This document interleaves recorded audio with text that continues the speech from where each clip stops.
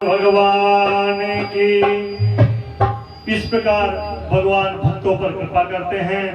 भगवान दुर्योधन के मेवा त्याग कर भी, 56 प्रकार के भोग त्याग कर भी विदुर जी के घर पर केले खाए। इधर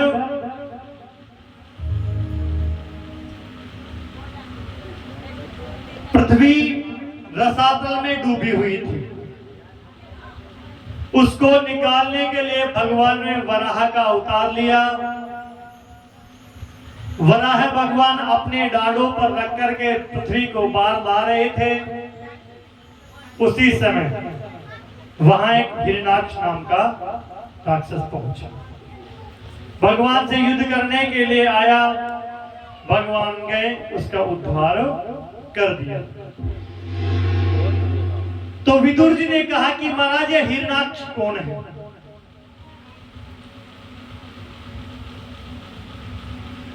और भगवान से इसने क्यों युद्ध किया?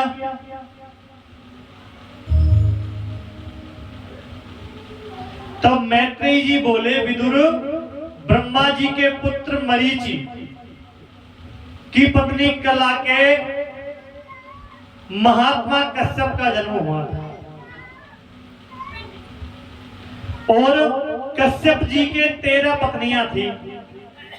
उसमें से 2 पत्नियां मुख्य मानी जाती हैं। एक तो अदिति और दूसरी दिति।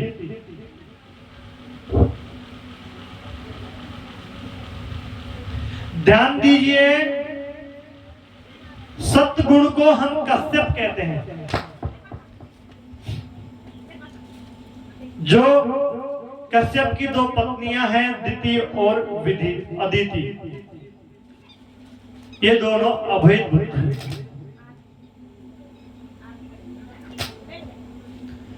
और जहां भेद बुद्धि होती है वहां पर लोभ का ही प्राकट्य होता है। तो मैत्रेयी जी कहते हैं, विदुर जी, एक बार सूर्य अस्त के समय कश्यप ऋषि जो थे वो अपनी संध्या वंदन कर रहे थे। उसी समय महारानी दिति काम से पीड़ित थी और रति की याचना करने लगी। महात्मा कश्यप ने कहा कि देवी, अभी सूर्य अस्त की समय है।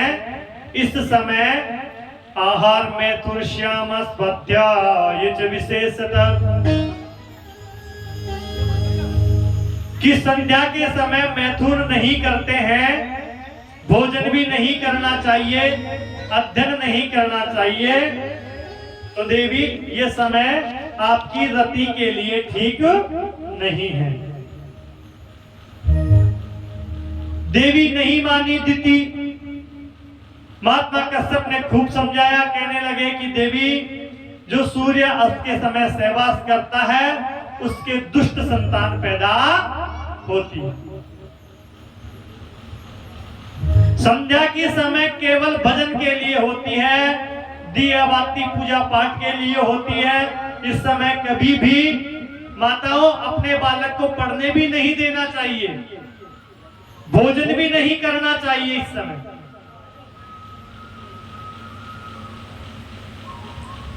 बहुत समझाने के बाद में भी माता दिति मानी ही नहीं। महात्मा कश्यप दुखी हुए, लेकिन ये तो त्रिया हटताना मानी नहीं। माता अदिति गर्भवती हुई। 100 वर्ष बीत जाने के बाद भी कोई संतान को जन्म नहीं दी।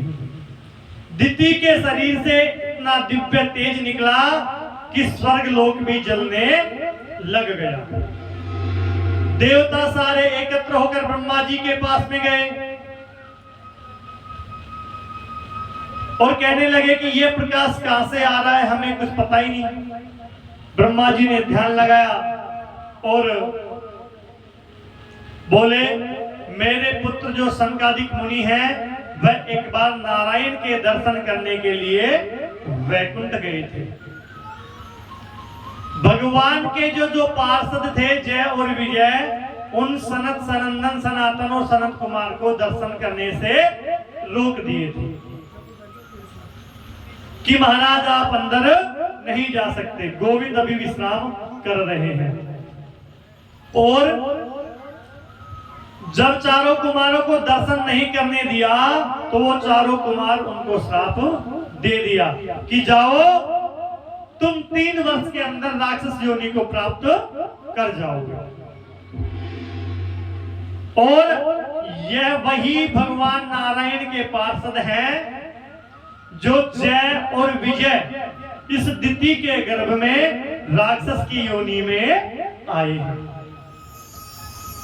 यह जो पुंज हो रहा है, ये जो इतना प्रकाश फैल रहा है, यो जय और विजय के प्राकट्य का ही है।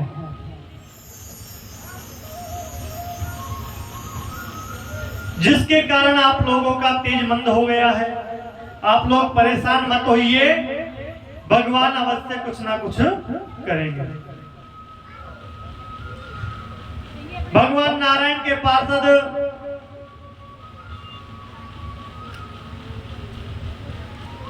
जन्म लेने के बाद इनकी आयु बढ़ती चली गई, ऊंचाइयां आकाश को छूने लगी।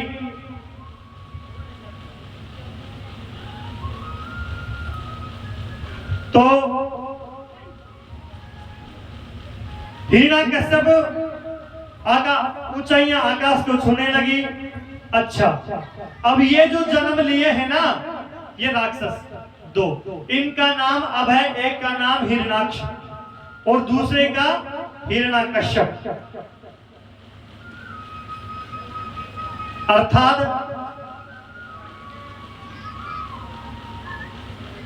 हिरण्यकश्यप कौन है? हिरण्य का मतलब होता है सोना और कश्यप का मतलब होता है सैया। कि सोने की सैया पर जो विश्राम करते हैं और जिसके पार्षद हैं वो हिरण्यकश्यप है।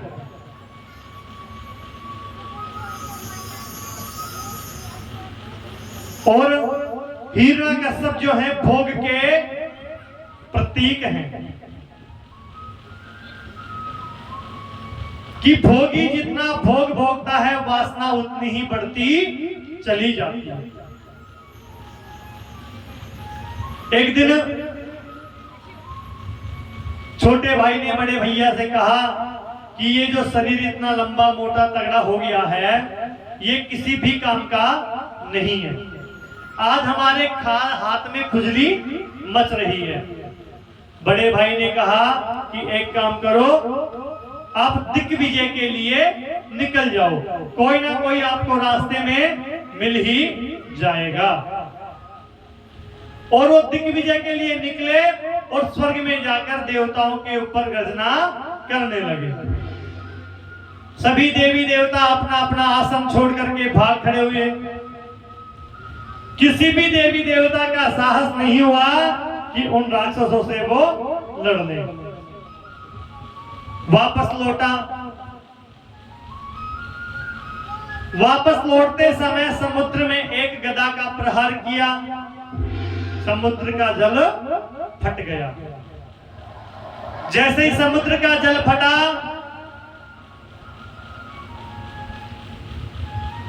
तो वरुण लोक में जा पहुंचा और वरुण लोक में जाकर के ताल ठोक करके कहने लगे कि वरुण देव आज हो जाए दो हाथ। वरुण जी सोचने लगे कि अच्छा राक्षस आया है, इससे तो मुझे भगवान ही बचाए। वरुण देव कहने लगे कि भैया कोई अच्छा आदमी देखो, हष्टपुष्ट शरीर वाला, मैं तो वैसे ही वृद्ध हूं, कोई नई अवस्था का, आपकी जैसी अवस्था का कोई देखो, हमसे क्या लड़ेंगे। हाँ, पर यह है कि आपकी इच्छा जरूर पूरी हो जाएगी, आपको कोई ना कोई आपके साथ युद्ध करने वाला मिल जाएगा। वहां से लौट करके आए, नारद जी बोले, नारद जी से भेंट हुई हिरणाक्ष की। हिरणाक्ष नाम का जो राक्षस था ना, नारद जी से भेंट हुई। नारद जी को कहने लगे, हाँ कि सारे दिन ये वीणा वीणा ही बजाता ढोलता रहता है या फिर कुछ लड़ना झगड़ना भी आता है? तो भैया मैंने कब लड़ाई झगड़ा किया है, मुझे तो नहीं आता है। हाँ, पर एक बात है कि मेरी नजर में एक योद्धा है, आप उसके पास चले जाओ, वो आपसे युद्ध करेंगे। तो बोले कहां मिलेंगे? कि एक योद्धा है जो समुद्र से धरती को निकाल करके लेकर के भाग रहा है, जाओ धरती को भी बचा लो और आपके हाथ की खुजली भी मिट जाएगी। हिरणाक्ष जी दौड़े दौड़े समुद्र में चले गए। इधर भगवान पृथ्वी को बाहर निकालकर स्थापित करना ही चाहते थे। वहां जाकर के हिरणाक्ष पहुंच गया और कहने लगा, अरे तू कहां ले जा रहा है इस पृथ्वी को? तू अभी जानता नहीं है, मुझे हिरणाक्ष कहते हैं लोग, मेरी ताकत के बारे में नहीं जानता तू। यह सब सुनकर भगवान कुछ नहीं बोले और भगवान ने पृथ्वी को स्थापित कर दिया।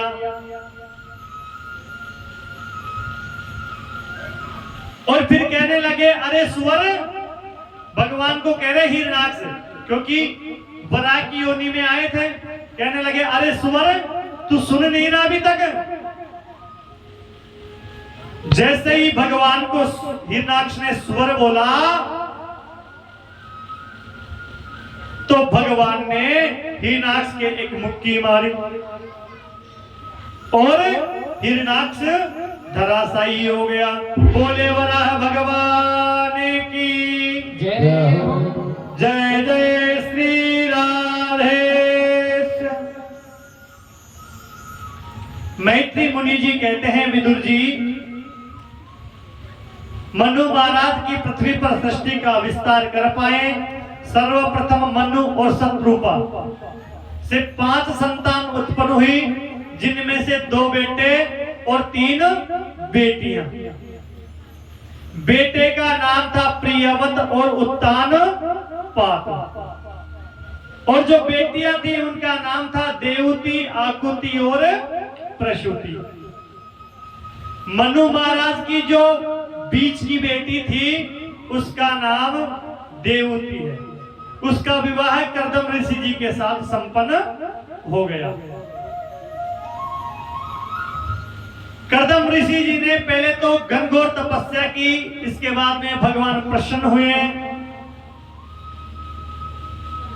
तो कर्दम ऋषि ने वरदान में क्या मांगा कि मुझे एक सुंदर सी पत्नी मिल जाए।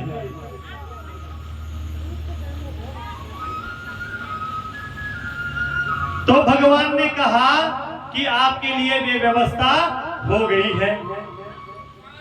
भगवान ने बोला, ये बात नहीं है, वैसा ही हो जाएगा जैसे आप चाहते हैं। देखिए माताओं, निवेदन है आपसे, आज कथा का प्रसंग कुछ ज्यादा था, है ना? तो मुझे भी पता है आपको भी घर का काम है, इसकी वजह से हमने आज